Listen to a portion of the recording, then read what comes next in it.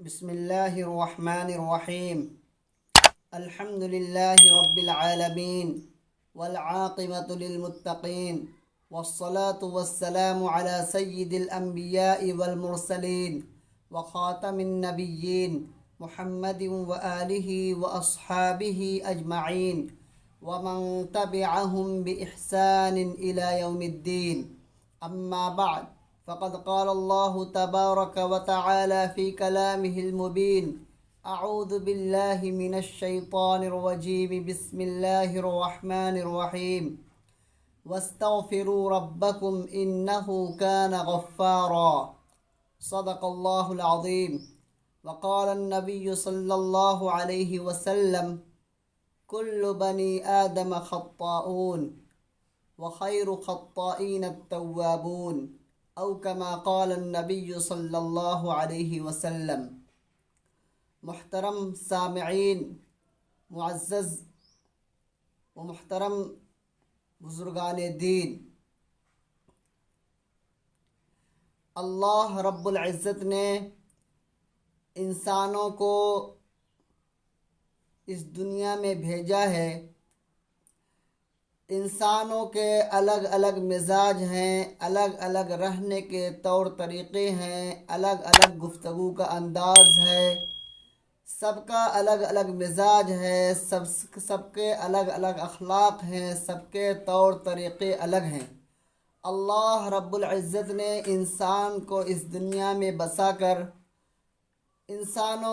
انسانوں کی رہنمائی فرمائی ہے کہ اس دنیا میں کس طریقے پہ رہنا ہے، کیسے زندگی گزارنی ہے، کیا کرنا ہے، کیا نہیں کرنا ہے. یہ تمام چیزیں اللہ تبارک و تعالیٰ نے بتلا دی ہیں. کچھ باتیں اللہ تبارک و تعالیٰ نے قرآن کریم کے ذریعے سے بتلایا، کچھ باتیں اللہ کے رسول صلی اللہ علیہ وسلم نے ہمیں سکھلائی ہیں. ہمیں انہی باتوں کے مطابق جو اللہ کے رسول صلی اللہ علیہ وسلم نے بتلایا ہے اور ہمیں سکھلایا گیا ہے، اسی کے مطابق ہمیں زندگی گزارنی ہے. یہ اللہ اور اس کے رسول کے فرمان کے مطابق ہے. اگر ہم اللہ اور اس کے رسول کے فرمان کے مطابق زندگی گزارتے ہیں تو ہمارے لیے اس میں بھلائی ہے اور ہمارے لیے اس میں نجات ہے. اور اگر ہم اللہ اور اس کے رسول صلی اللہ علیہ وسلم کے احکام کی پابندی نہ کر کے خواہشات نفس کی اتباع میں ہم زندگی گزارتے ہیں، من مانی زندگی گزارتے ہیں، تو پھر یہ زندگی ہمارے لیے اجیرن بن جائے گی.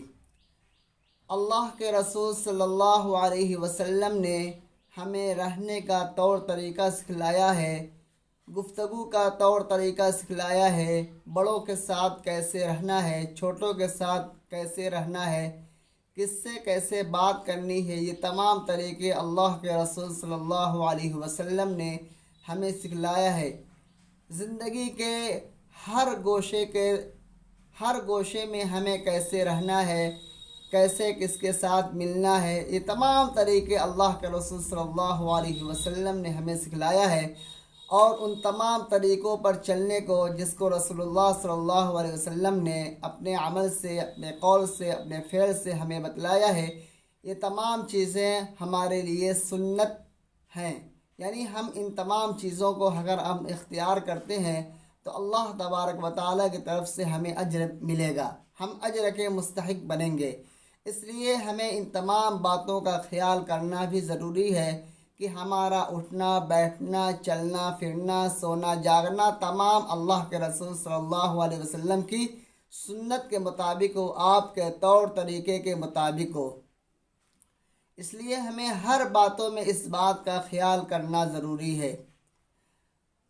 اللہ کے رسول صلی اللہ علیہ وسلم ارشاد فرماتے ہیں: کل بنی آدم خطاؤون وخیر خطائین التوابون، کہ ہر بنی آدم، ہر انسان غلطی کا پتلا ہے. ہر انسان سے غلطی ہوتی رہتی ہے اور ہو سکتی ہے. یہ کوئی عیب کی چیز نہیں ہے. ہر انسان غلطی کر سکتا ہے، اس سے غلطی ہو سکتی ہے. یہ کوئی عیب کی بات نہیں ہے۔ وخیر خطائین التوابون، اور سب سے بہترین غلطی کرنے والے وہ ہیں، غلطی کرنے والوں میں سب سے بہترین وہ ہیں جو توبہ کرنے والے ہیں۔ یعنی ایک چیز کی ہم سے غلطی ہو گئی، ہمیں جو کام نہیں کرنا چاہیے تھا ہم نے وہ کام کر لیا، تو ایسے موقع پر اس کی تلافی یہ ہے کہ ہم توبہ کریں، استغفار کریں، اللہ تبارک و تعالیٰ سے معافی مانگے۔ چونکہ انسان اس دنیا میں رہتا ہے، کبھی اس سے کار خیر ہوتا ہے، کبھی اس سے جانے میں انجانے میں کوئی غلطی ہو جاتی ہے، کوئی ایسا کام انجام ہو جاتا ہے جو شریعت میں ناپسند ہے یا شریعت نے جس چیز کو ناجائز قرار دیا ہے۔ ایسے موقع پر انسان کے لیے لازم ہے، ضروری ہے کہ وہ توبہ کرے، اللہ تبارک و تعالیٰ سے استغفار طلب کرے، توبہ مانگے، غلطی کا اعتراف کرے اور اللہ تبارک و تعالیٰ کے سامنے شرمندہ ہو، تو اللہ تبارک و تعالیٰ اس کی اس غلطی کو معاف فرما دیتے ہیں۔ ہمیں توبہ کرنے میں ذرا بھی شرمندہ نہیں ہونا چاہیے، ہمیں فوراً اپنے گناہوں پر نادم ہو کر ہمیں اللہ تبارک و تعالیٰ کے سامنے توبہ کر لینا چاہیے۔ اللہ تبارک و تعالیٰ توبہ کرنے والے سے بہت زیادہ خوش ہوتے ہیں۔ اللہ تبارک و تعالیٰ توبہ کرنے والے سے، غلطی کا اعتراف کرنے والے سے اللہ تبارک و تعالیٰ بہت ہی زیادہ خوش ہوتے ہیں۔ بہت زیادہ اللہ تبارک و تعالیٰ کو اس سے خوشی ہوتی ہے کہ ایک بندہ کوئی گناہ کر لے اور اس پر وہ توبہ کرے۔ ایک حدیث میں اللہ کے رسول صلی اللہ علیہ وسلم نے اللہ کی خوشی کو، اللہ کس قدر خوش ہوتا ہے، اس کو ایک مثال سے سمجھایا ہے۔ اللہ کے رسول صلی اللہ علیہ وسلم نے ایک حدیث میں فرمایا ہے، یہ حدیث مسلم شریف کی ہے، اس میں اللہ کے رسول صلی اللہ علیہ وسلم نے ایک مثال دے کر اللہ کی خوشی کو سمجھایا ہے کہ اللہ تبارک و تعالیٰ اپنے بھٹکے ہوئے انسان سے جو غلطی کیا ہوتا ہے اس کے بعد وہ توبہ کرتا ہے، کس قدر خوش ہوتے ہیں، اس کو مثال سمجھا رہے ہیں۔ اللہ کے رسول صلی اللہ علیہ وسلم حدیث پاک میں فرماتے ہیں کہ ایک شخص سفر کرتا ہے، اپنی سواری کے ساتھ سوار ہو کر سفر کرتا ہے اور اپنے ساتھ کھانے پینے کا سامان اور رہنے سہنے کا سامان بھی اس اونٹ پر، سواری پر لدا ہوا ہوتا ہے، اور سواری کے سفر کر کے وہ نکل جاتا ہے، بیچ راستے میں جنگل میں پہنچتا ہے اور اس کے پاس چونکہ توشہ بھی ہوتا ہے، وہ چاہتا ہے کہ میں یہاں ٹھہر کر دوپہر میں، کھڑی دوپہر میں، جب کہ تیزی کی دوپہر ہو، شدت کی دوپہر ہو، ایسے موقع پر وہ چاہتا ہے کہ میں یہاں آرام کر لوں، اور آرام کرنے کے لیے وہاں لیٹ جاتا ہے گرمی کی شدت کی وجہ سے، اور اس کا سارا ساز و سامان، کھانے پینے کا سارا ساز و سامان اس کے اونٹ پر لدا ہوا ہوتا ہے، اور وہ وہ اس دوپہر میں، کھڑی دوپہر میں وہ لیٹ جاتا ہے، سو جاتا ہے۔ سونے کے بعد جب وہ بیدار ہوتا ہے، اٹھتا ہے، دیکھتا ہے تو اس کے پاس اس کی سواری جس پر اس کا کھانے پینے کا سامان تھا وہ اس پر موجود نہیں ہوتا ہے۔ اب وہ بالکل پریشان ہو جاتا ہے، گھبراہٹ اور مایوسی کا عالم ہو جاتا ہے۔ اب وہ ادھر ادھر بھاگتا ہے، کبھی ادھر کبھی ادھر، کبھی کسی طرف، 2-3 پہاڑیاں 4 پہاڑیوں پر وہ گشت کرتا ہے تلاش میں۔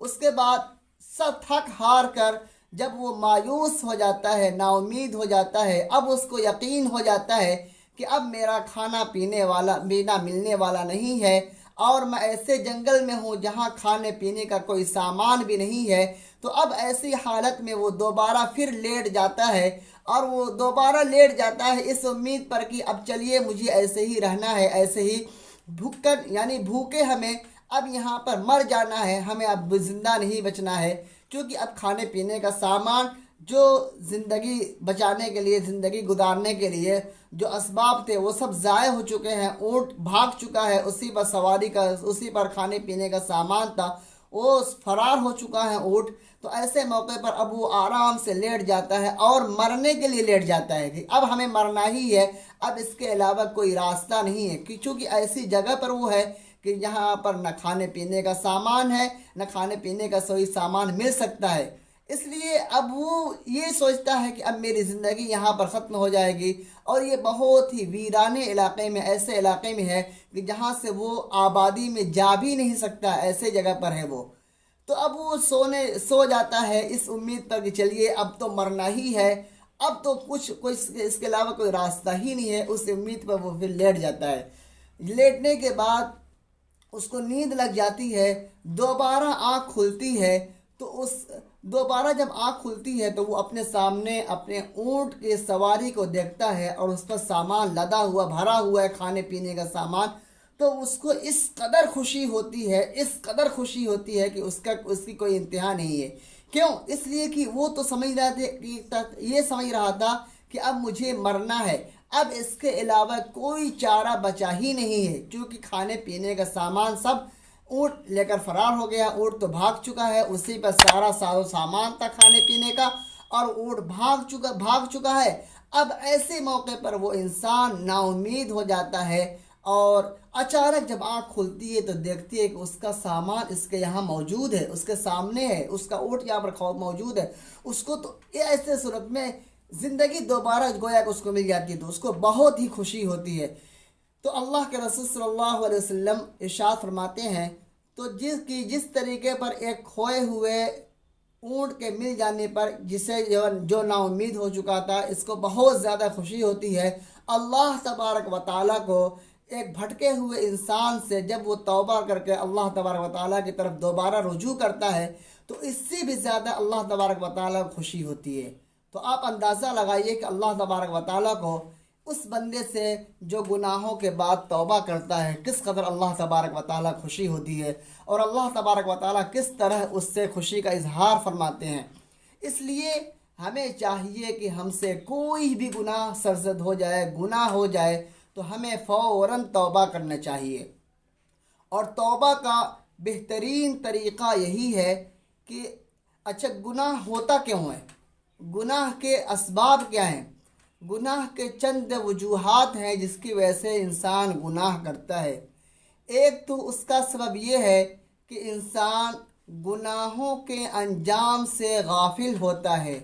انسان اگر گناہوں کے انجام سے غافل ہو جائے، یعنی اسے اس بات کا علم نہ ہو کہ اگر میں یہ گناہ کروں گا تو اس کا کیا انجام ہوگا، اس کا کیا وبال ہوگا۔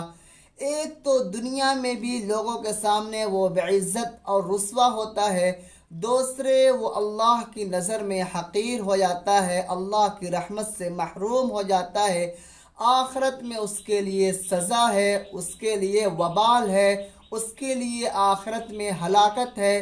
اس لیے اور یہ ان تمام باتوں سے انسان غافل ہے، اس تمام چیزوں کو بھولا ہوا ہے، اس لیے انسان سے گناہ سرزد ہوتا ہے۔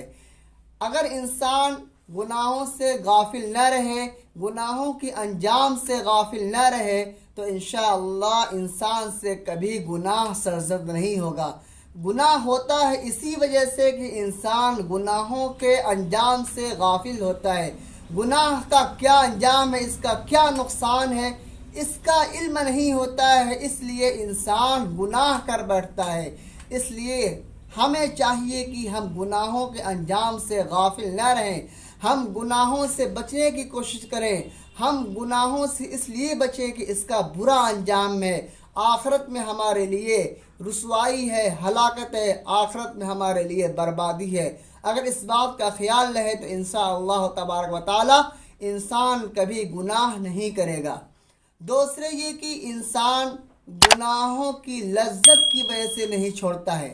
انسان دیکھتا ہے کہ گناہ کرنے میں بڑی لذت ہے، بڑا لطف ملتا ہے گناہ کرنے میں، بڑا مزہ آتا ہے، بڑا ہی اچھا لگتا ہے گناہ کرنے میں۔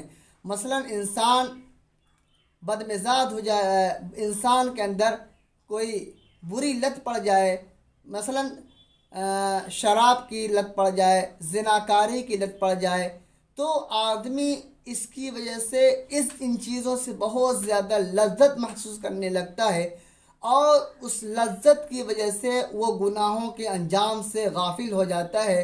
لذت غالب آ جاتی ہے، جو گناہوں کا انجام ہے وہ اس کے ذہن سے مغلوب ہو جاتا ہے، ایسے صورت میں وہ گناہ کر بیٹھتا ہے۔ اگر انسان یہ سوچے کہ یہ دنیا کی لذت، یہ تو چند دن کی لذت ہے، یہ تو ختم ہو جائے گی، ہمیں آخرت میں جو دائمی لذت ملنے والی ہے اس کو اگر انسان سوچے کہ ہمیں دنیا میں تو چند روزہ رہنا ہے، یہاں کی جو لذت ہے یہ چند روز کی ہے، یہ تو ختم ہو جائے گی، جو آخرت میں لذت ملنے والی ہے جنت اور جنت کی تمام نعمتیں، اگر اس کو انسان سوچے تو کبھی انسان گناہ نہ کرے۔ تو گناہوں کی لذت سے بچنا بھی چاہیے۔ گناہوں کی لذت میں اگر پڑ گیا انسان تو وہ آخرت سے غافل ہو جاتا ہے، موت سے غافل ہو جاتا ہے۔ اس لیے گناہوں کی لذت سے انسان کو بچنا چاہیے، گناہوں کی لذت کا تصور نہیں کرنا چاہیے۔ جب گناہوں کی لذت کا تصور ذہن میں آئے تو فوراً ہمیں آخرت کی نعمتوں کو، جنتوں کو اور اس کی جو ہے لذتوں کو سوچنا چاہیے۔ اسی طریقے سے اس کے انجام کو یعنی اس کی سزا کو سوچنا چاہیے کہ یہاں اس کی لذت ہمیں چند روزہ مل رہی ہے، اسی طریقے سے یہ دنیا میں جو چند روزہ ہمیں لذت مل رہی ہے یہ عارضی لذت ہے، یہ لذت ختم ہو جائے گی، یہ ہمیشہ نہیں رہے گی۔ لذت جو آخرت میں ہے وہ ہمیشہ کی ہے، اس لذت کے مقابلے میں اس دنیا کی لذت کچھ بھی نہیں ہے۔ اللہ تبارک و تعالیٰ نے جنت کو اتنی نعمتوں سے بھر دیا ہے کہ اس لذت کے مقابلے میں اس دنیا کی لذت کچھ بھی نہیں ہے، رائے کے دانے کے برابر بھی نہیں ہے۔ اس لیے ایک حدیث پاک میں اللہ کے رسول صلی اللہ علیہ وسلم نے جنت کی تعریف کرتے ہوئے بتلایا ہے، ما لا عین رات ولا اذن سمعت ولا خطر على قلب بشر، کہ وہ جنت اتنی خوبصورت ہے، اس کی نعمت اتنی ہی عمدہ ہے، اتنی ہی شاندار ہے، ما لا عین رات، کہ اتنی خوبصورتی کو، اتنی نعمتوں کو، اتنی وہاں کی آسودگی کو، اتنی وہاں کی فراوانی کو کسی انسان نے اپنی آنکھوں سے نہیں دیکھا ہے۔ ولا اذن سمعت، اور نہ ہی کسی کان نے اس نعمت کو سنا ہے، کسی کان نے اس نعمت کو، جو نعمت وہاں ہے، کسی کے کان نے اس نعمت کو بھی نہیں سنا ہے۔ اس کی جو خوبصورتی ہے کوئی اس کو بیان ہی نہیں کر سکتا، اس کی جو لذت ہے اس کو کوئی بیان ہی نہیں کر سکتا۔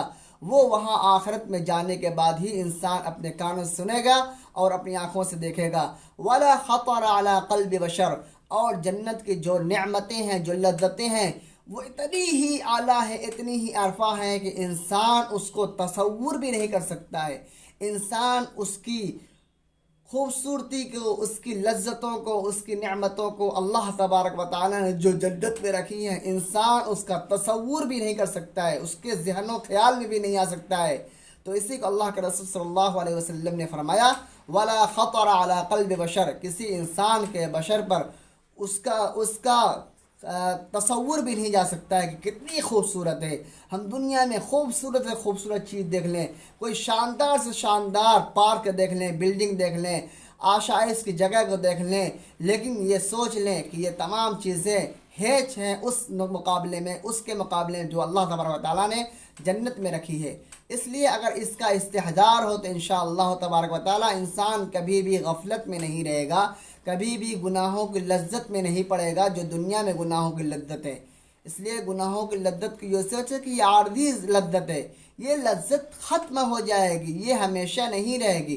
ہمیشہ کی جو لذت ہے اس کی فکر میں انسان کو رہنا چاہیے، اور اس کی فکر میں رہنا یہی ہے کہ انسان اعمال صالحہ کو کرے اور اعمال سیئہ سے اپنے آپ کو بچائے، اپنے آپ کو محفوظ رکھے، اور اللہ تبارک و تعالیٰ سے دعا بھی کرتا رہے، اللہ تبارک و تعالیٰ سے گناہوں سے بچنے کی توفیق بھی مانگتا رہے۔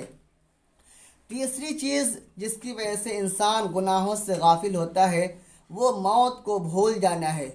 انسان اگر موت کو بھول جائے کہ ہمیں ایک نہ ایک دن مرنا ہے، ایک نہ ایک دن ہمیں اللہ کے دربار میں پیش ہونا ہے، اللہ تبارک و تعالی ہم سے ہمارے کیے ہوئے کا سوال کریں گے، ہماری زندگی کا، ہمارے رزق کا، کہاں سے کمایا، کہاں خرچ کیا، یہ تمام چیزوں کا اللہ کے دربار میں سوال کیا جائے گا۔ اگر اس کا استحضار ہو، موت کا استحضار ہو اور ان تمام چیزوں کا استحضار ہو، اللہ کے سامنے ہمیں پیش ہونا ہے، اس کا استحضار ہو تو انشاءاللہ تبارک و تعالی انسان کبھی بھی گناہ نہیں کرے گا۔ تو اس لیے ہمیں موت کا استحضار کرنا چاہیے، آخرت کا استحضار کرنا چاہیے، اللہ کے سامنے پیش ہونا ہے، اس کا استحضار کرنا چاہیے۔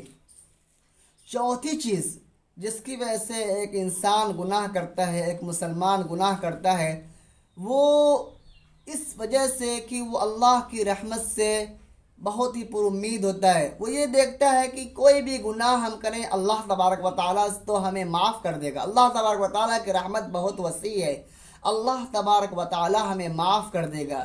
یقیناً اللہ تبارک و تعالیٰ گناہوں کو معاف کرتے ہیں، معافی ہمیں طلب کرنی چاہیے اللہ تبارک و تعالیٰ سے، ہمیں اللہ تبارک و تعالیٰ کی رحمت سے نا امید نہیں ہونا چاہیے۔ یہ بے شک یہ باتیں ہیں، لیکن معلوم نہیں ہمیں گناہ کرنے کے بعد توبہ کی توفیق نصیب ہو کہ نہ ہو، کون جانتا ہے۔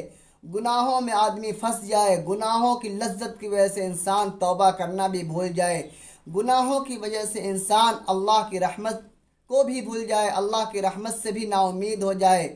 اس لیے ہمیں گناہوں سے توبہ کرنی چاہیے، اللہ کی رحمت کی امید پر ہمیں گناہوں کو پکڑے ہوئے نہیں رکھنا چاہیے، بلکہ گناہوں سے بچنا چاہیے۔ بہت ممکن ہے کہ ہم گناہ کر لیں، اس کے بعد اللہ تبارک و تعالیٰ کی طرف سے ہمیں توبہ کی توفیق نصیب نہ ہو اور اس کی وجہ سے ہم اللہ کی رحمت سے محروم رہیں۔ اس لیے ہمیں گناہوں کا استحضار بھی رہنا چاہیے اور موت کا استحضار رہنا چاہیے، اور اللہ کی رحمت سے مایوس نہیں ہونا ہے، لیکن اس کا مطلب یہ نہیں ہے کہ اللہ کی رحمت بہت وسیع ہے اس لیے ہم گناہ کرتے رہیں، ہم آزادانہ طریقے سے گھومتے پھرتے رہیں، ہمیں کوئی اس کی فکر نہیں۔ اللہ تبارک و تعالیٰ بہت ہی مغفرت کرنے والے ہیں، وہ رحمان ہیں، وہ رحیم ہیں۔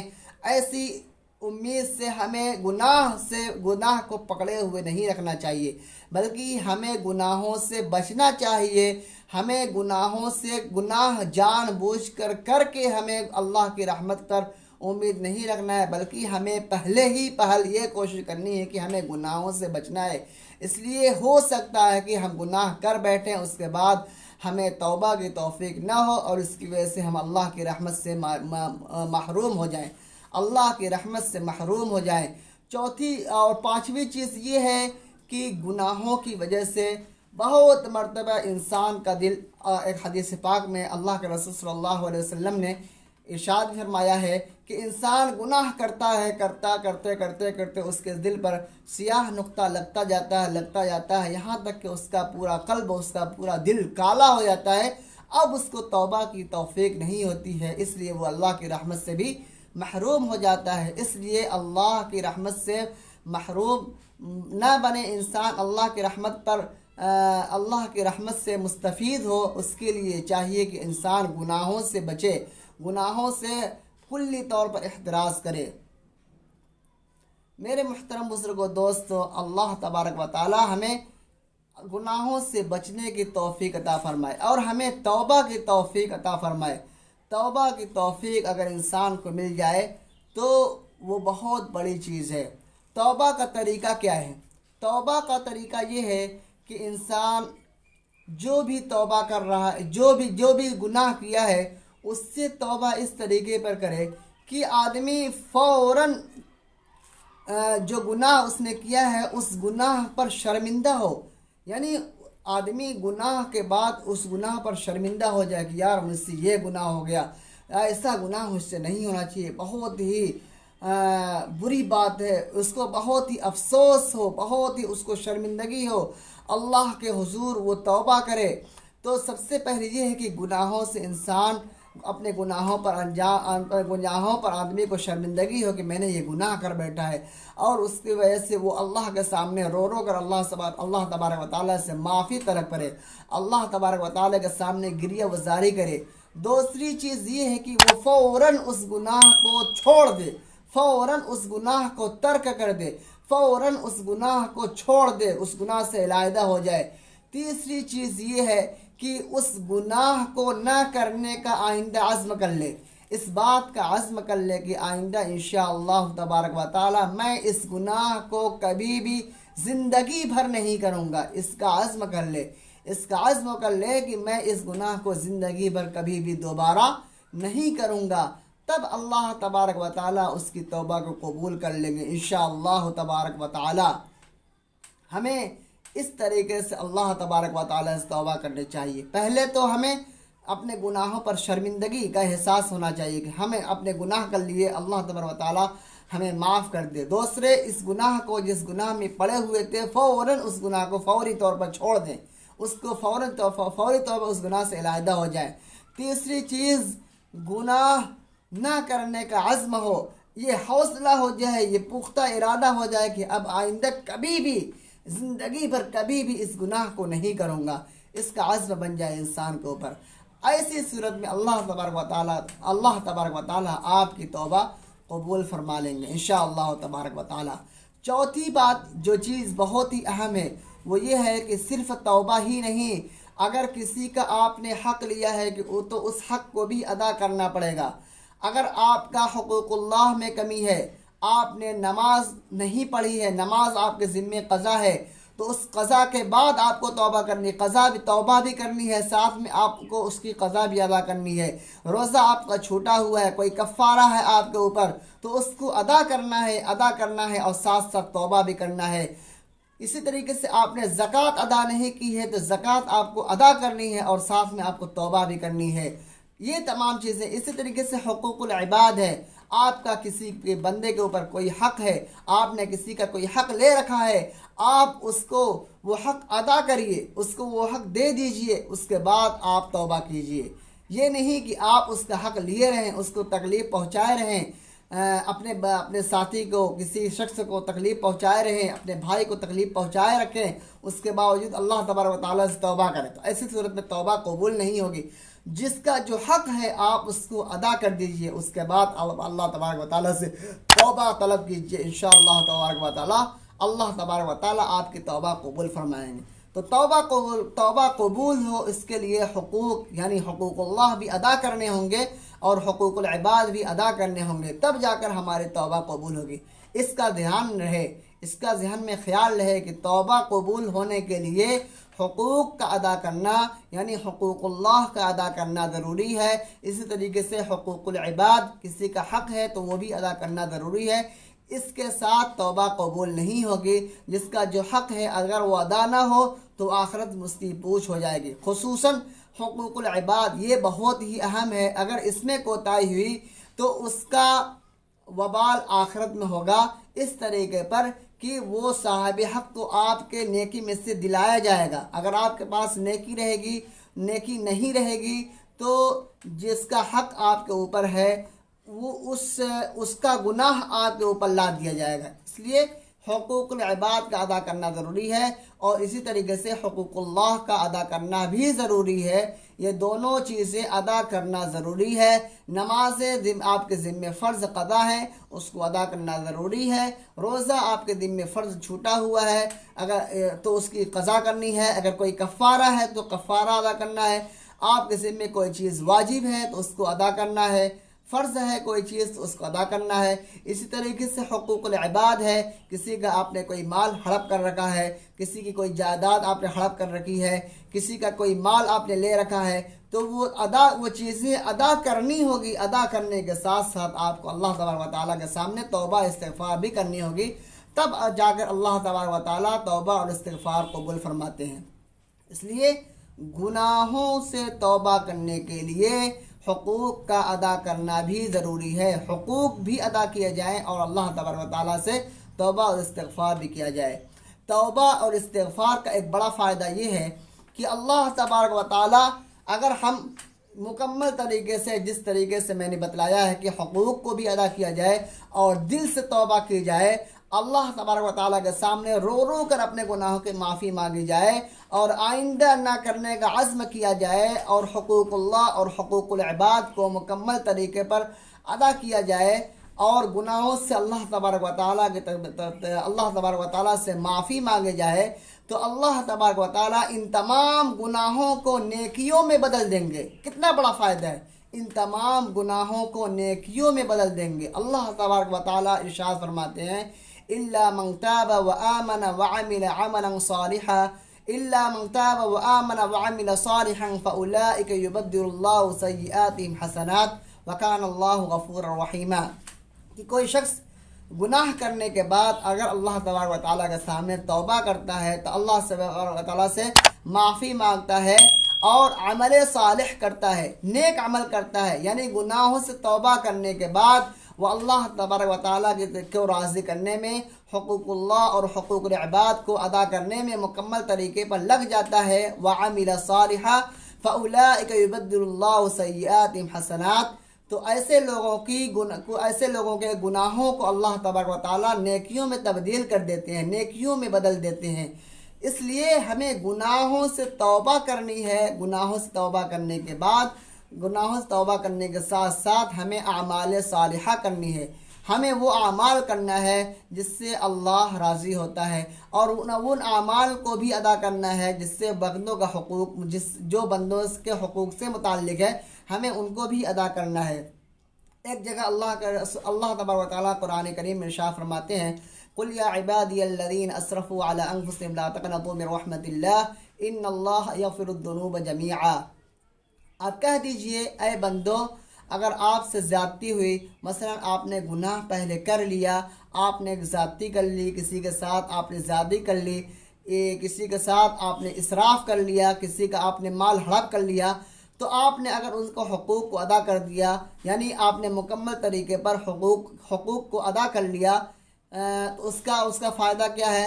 قل یا عبادی الذین اسرفوا علی انفسهم لا تقنطوا من رحمت اللہ، اس کے لیے، ایسے شخص کے لیے یہ ضروری ہے کہ وہ اللہ کی رحمت سے مایوس نہ ہو، گناہوں سے توبہ کر لے، اللہ تبارک و تعالیٰ کے حضور گناہوں کی معافی مانگ لے، حقوق اللہ اور حقوق العباد کو مکمل طریقے پر، یعنی بندوں کے حقوق کو، انسانوں کے حقوق کے مکمل طریقے پر ادا کر لے، اس کے بعد وہ اللہ کی رحمت سے بھی پر امید ہو، اللہ کی رحمت پر بھروسہ رکھے، اللہ کی رحمت سے مایوس نہ ہو۔ ان اللہ یغفر الذنوب جمیعا، تو ایسی صورت میں اللہ تبارک و تعالیٰ انسان کے سارے گناہوں کو معاف فرما دیں گے۔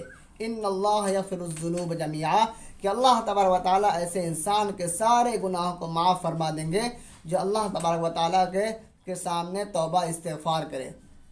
اور گناہوں کو معاف فرمانے کے بعد ان اللہ یغفر الذنوب جمیعا انہ هو الغفور الرحیم، کہ اللہ تبارک و تعالیٰ ہی سارے گناہوں کو معاف کرنے والے اور اللہ تبارک و تعالیٰ بڑے مہربان ہیں۔ اللہ تبارک و تعالیٰ ایسی صورت میں ہمیں جہنم سے بچا کر جنت میں داخلہ فرمائیں گے انشاءاللہ تبارک و تعالیٰ۔ اس لیے ہمیں اللہ تبارک و تعالیٰ سے توبہ استغفار کرنی چاہیے۔ اللہ تبارک و تعالیٰ نے جگہ جگہ توبہ استغفار کے بارے میں بتلایا ہے کہ انسان کو توبہ استغفار کرنا چاہیے، چونکہ انسان گناہوں کا پتلا ہے، انسان سے گناہ ہوتا ہے، گناہ ہو سکتا ہے، ہم سے بھی ہو سکتا ہے، آپ سے بھی ہو سکتا ہے، لیکن یہ نہیں کہ ہم گناہوں پر اڑے رہیں اور اس پر جمے رہیں، بلکہ ہمیں گناہوں سے توبہ کرنی چاہیے، اللہ تبارک و تعالیٰ کے سامنے ہمیں شرمندہ ہونا چاہیے، اور جن کے جو حقوق ہیں انہیں مکمل طریقے پر ادا کرنا چاہیے۔ تو ایسی صورت میں انشاءاللہ تبارک و تعالیٰ ہمارے گناہوں کو معاف فرما دیں گے اور ہم سے راضی ہو جائیں گے اور ہمیں جنت میں داخل فرما دیں گے۔ اور ہمیں جنت میں داخل ہونا ہمارے لیے یہ بہت ہی ضروری ہے، چونکہ جنت ہی ہمارے لیے بہترین راستہ ہے۔ مرنے کے بعد دو ہی راستے، جنت یا جہنم۔ جہنم برے لوگوں کا ٹھکانہ ہے اور جنت نیک لوگوں کا ٹھکانہ ہے۔ ہمیں جنت کی طلب کرنی ہے اور جہنم سے پناہ مانگنی ہے۔ اللہ تبارک و تعالیٰ سے دعا ہے کہ اللہ تبارک و تعالیٰ ہمیں جنت نصیب فرمائے اور جہنم سے بچائے۔ وآخر دعوانا ان الحمد للہ رب العالمین۔